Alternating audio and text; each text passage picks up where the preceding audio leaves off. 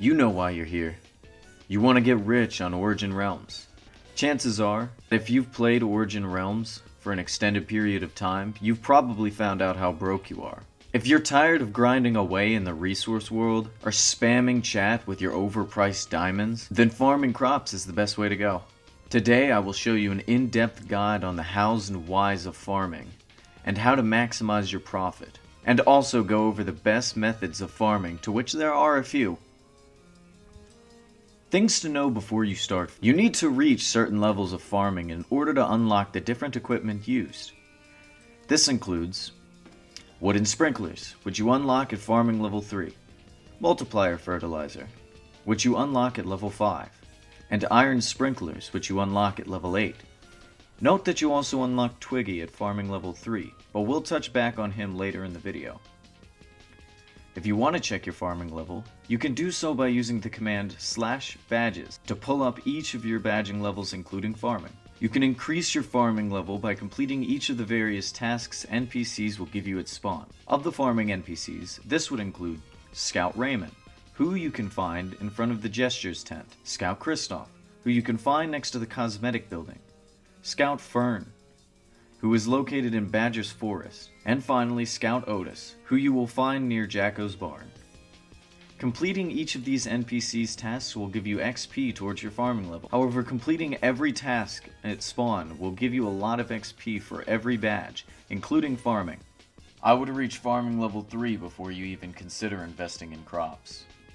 So completing all your tasks can get you a head start on the rubies you'll need. For example, a good starter farm will be a 5x5 planter area with a wooden sprinkler in the middle. A 5x5 area for planter boxes, minus the middle, will set you back 768 rubies. A wooden sprinkler for the middle will set you back 255 rubies. And you can't forget the watering can, which will cost 16 rubies. Now for planting, the soil to cover the 24 planter boxes will cost 8 rubies. The multiplier fertilizer will cost 144 rubies. Buying seeds from Jack will cost you anywhere between 24 to 96 rubies depending on what you buy. Take apples for example, which are the most expensive at 4 rubies apiece. So, 96 rubies in total, which means you'll need 176 to 248 rubies for your first harvest. Let's go over each of the different items needed for harvesting and how they work.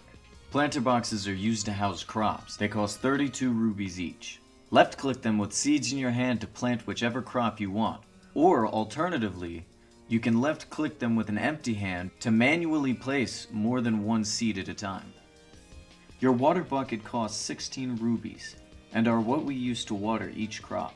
You can fill them up by left clicking on a water source and then it's ready to be used on your planters. You will need to make sure to water your crops every day before 7 AM in game, so that your crops will reach its next stage. If you want to make life easier, you will want to buy yourself a wooden sprinkler, costing a whopping 255 rubies. This will allow you to automatically water your plants without having to manually water each one.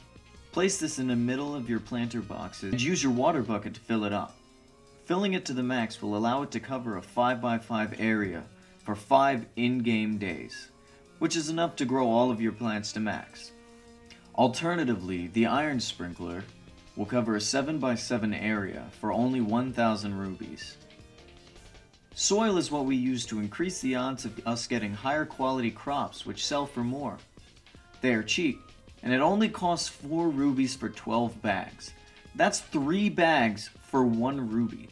There's really no reason not to use it. You now also have a chance to get golden crops, which sells for way more than your average plant. Multiplier fertilizer is actually extremely important. When used, you'll have a higher chance to yield more crops when you harvest them. You can get up to 4 crops if you use it, which may not sound like a lot, but trust me, it adds up very quickly, especially when compiled with other factors. This will also make getting golden crops even better. I will be pressed to note that there are 3 other types of fertilizers: fast growth, 3-star, and golden fertilizer. However, these can only be acquired from keys, so they aren't really something you can consistently use, and they're overall just less useful in the long run. Now, one more very important tool you will need to use is a good hoe. But a hoe won't be too useful alone. There are several enchantments you'll need to add on to it to continue profiting. Lucky Orb allows you to collect XP for harvesting your crops, with the strongest level being Lucky Orb 3. Sowing gives you a chance to receive seeds from harvesting crops, which is really useful when you need seeds for later. It too has a max level of 3. Yielding is probably the most important enchantment you'll need on your hoe. This gives you a chance to double your crops when harvesting them. This does compound with multiplier fertilizer, and you will definitely want yielding 3 on your hoe. This is the main reason you use a hoe in the first place. These 3 enchantments can only be gotten by using a book of hoes in the enchanting table. However, there is one more enchantment that I personally like to use, and that's Siphon. What this does is allow any block your tool breaks to go directly into your inventory, which just makes harvesting a whole lot easier. Last thing you want to do is lose a crop. Let's talk about the crops you'll be planting. Unlike normal Minecraft plants, you don't actually have to be near these crops in order for them to grow. Just as long as they're watered, they'll grow every in-game day at 7 AM until they've reached their max level. There are 8 different crops in total: lettuce, chili, eggplant, pineapple, corn, mango, apple, and bananas. Lettuce and chili both take about 2 in-game days for them to grow, and sell for the same price, with the highest level only selling for 8 rubies. Eggplant takes 3 in-game days to grow, and their max level sells for 11 rubies. Both corn and pineapples are the same, and take 4 in-game days to grow, with the highest level selling for 14 rubies. Mango, apples, and bananas are the most profitable crops, selling for 17 rubies each at their highest level. However, they take 5 in-game days to reach their max. You can check your crop's growth by left-clicking your crop and hovering over it. If you collect a crop before it is ready, you will only get the seeds, and you will lose all the soil or fertilizer you've planted with it. This is why it's a good idea to plant only one type of crop in your setup. This way, you can tell when all of them reach their max. Now that you know what each item does and the importance of each one, let me show you how to min-max the heck out of it. Let's quickly go over each of the different profit margins you'll be looking at if you plant a wooden setup over an iron one. As you can see, if you don't use soil, you'll only get 1 and 2 star crops, which don't sell for a whole lot. Here's what you'll be looking at. As you can see, I separated it to show what you'd be making if you harvested by hand or harvested with a hoe.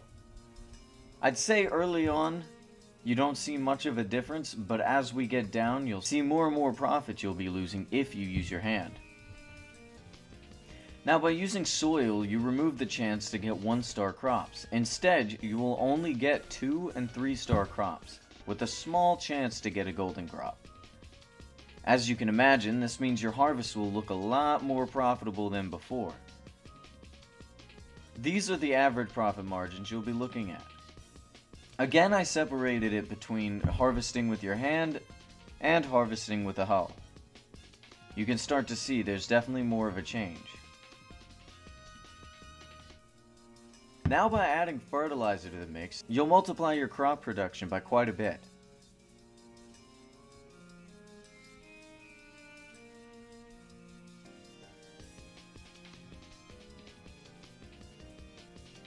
Once you reach farmer level 8, you unlock Iron Sprinkler set, which allows you to farm in a 7x7 area. For the Iron Sprinkler, you'll need 48 planters, which will cost you 1,536 rubies. And 1 Iron Sprinkler, which will cost you 1,000 rubies, which puts your initial investment at 2,536 rubies in total. Here's your average sprinkler harvest. Here's your crops without soil. Here's your crops with soil. Here's what you'll be getting if you plant your crops with soil and fertilizer.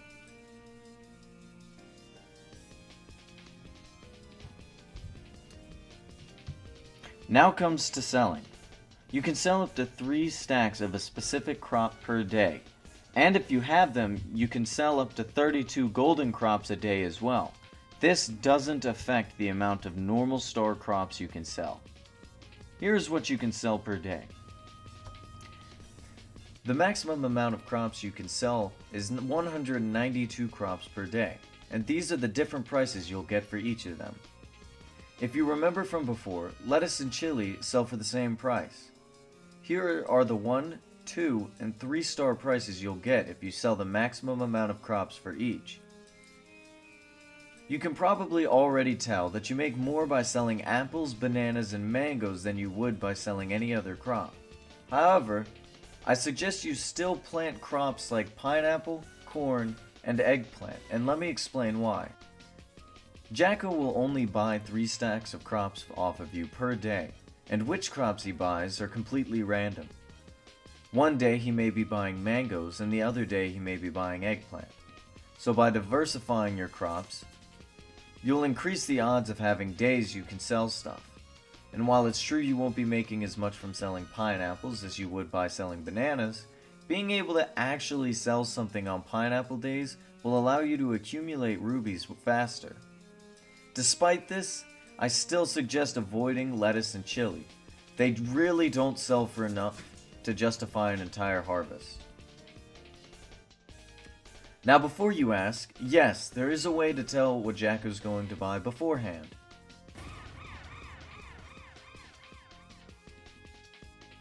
Introducing Twiggy. You can find this guy at Jacko's farm or by typing /balloon yellow balloon. By paying him 10 rubies, you can see what Jacko's going to be buying for the next 5 days. Let's go over the different types of farms you can use. There are really only 2 good methods you can use to plant and harvest your crops. You can have a field layout where you manually plant, water, and harvest everything by hand, or you can plant and water by hand and harvest them with a water source, kind of like your normal automatic farms. Let's go over how each of them work and the pros and cons of each. In order to make a proper automatic farm, you'll need a square planter box set up with a sprinkler in the middle. After all, you still need to water each of your plants. Then you'll need to go ahead and place a stack of soil, fertilizer, and seeds into each of your planter boxes. After that, you water each of your plants, and you're done. Once your crops grow, all you have to do is press a button or pull the lever, and your crops have been harvested. You'll still have to go back and water the sprinklers each time, but that's easy. The biggest drawback is the fact that you really only get 2 star crops from harvesting this way. Even with multiplier fertilizer, you're not getting that many crops from it. You're basically trading off profit for convenience. Manual farming is my preferred method. It does take a lot longer, but you end up getting more crops overall. There are many ways to go about planting your crops though, and one method is to plant your soil, multiplier fertilizer, and seeds by hand, one by one. This is rather inefficient, however it does allow you to spend a lot less money at the start, rather than this next method, which is to place stacks of each into your planter boxes. This is pretty useful if you don't like to constantly replace your crops for each harvest. All you gotta do is collect your fully grown crops, re-water your sprinklers, then you have to wait till they're fully grown again. This does, however, have its fair share of problems. The main one is that you have to front a lot of money in order to get each of your planter boxes full. To put it into perspective, to fill up your 5x5 area up, it would cost you just about 15,800 rubies for your seeds, fertilizer, and soil. That adds up pretty quick if you have a massive farm like me. This brings up the next problem of using this method, which is if you misclick while harvesting, you end up breaking the next layer of seeds, meaning you lose the fertilizer and soil you planted. While losing your soil isn't that bad, fertilizer costs 6 rubies a bag, and that quickly adds up. I've done this method, and it happens a lot more than you might think. So I prefer a mix of the two. The method I like to use is to fill each of your planter boxes full of stacks of soil, then manually place your fertilizer and seeds. It cuts a third of the work out, And if you end up accidentally messing up while harvesting, you don't lose nearly as much because soil is so cheap. This allows me to check which crop I have a low stock on and plant accordingly. And once it's time to harvest, I grab my hoe and collect the bounty. This is by far the most profitable way to harvest plants. A quick tip for planting your crops is to have large connected sections where you plant only one type of crop. This makes it easier to tell whether or not your crops are finished growing and makes it easier to harvest all at once. It's also really satisfying to look at.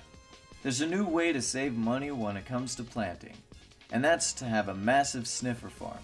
Sniffers are a new mob that digs up 10 different types of seeds: lettuce, chili, eggplant, pineapple, corn, mango, apple, and banana, along with 2 ancient seeds that they commonly dig up. Throw these seeds away, they're useless. What we're really after are those sweet, cost-reducing crop seeds. By having a massive farm of sniffers, you can cut back a lot on the spending you made for farming, especially when it comes to those more expensive seeds like apple, mango, and banana. I won't go over how sniffer farms work right now, but there will be a sniffer guide farm in the future. Warning: turkeys are a menace. Don't let them near your crops. Okay, so in summary, if you want to farm, do tasks until you at least unlock the wooden sprinkler and the multiplier fertilizer. Then, always use the soil and fertilizer to maximize your gains and harvest with a hoe. Apples, mangoes, and bananas are the best crops to grow, but you still want to plant pineapple, corn, and eggplant so that you can sell crops on off days. And the most important thing to remember is to avoid lettuce and chili like the plague. I swear to God, if I find out you're planting lettuce and chili, I will take it personally. This video took a while to make due to procrastination and various setbacks, but I wouldn't have been able to do it without the help of the people whose names are on screen now. I'm not going to try to pronounce them because I don't want to look dumb. A special thanks to Random Poof. She's the one that makes the channel art.